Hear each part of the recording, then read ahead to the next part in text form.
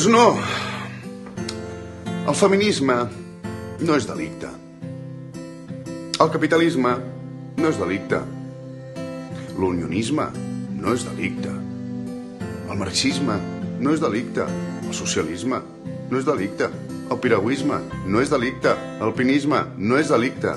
Per tant, l'independentisme no és delicte.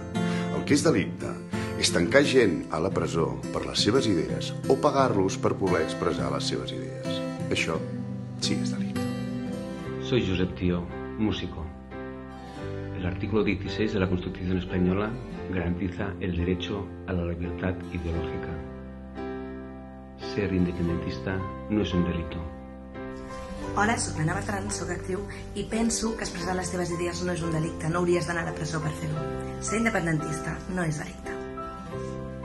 Som la companyia elèctrica d'Arma. Expressar les nostres idees no és un delicte. Votar en un referèndum no és un delicte. Complir el mandat d'un poble no és un delicte. Defensar la independència no és un delicte.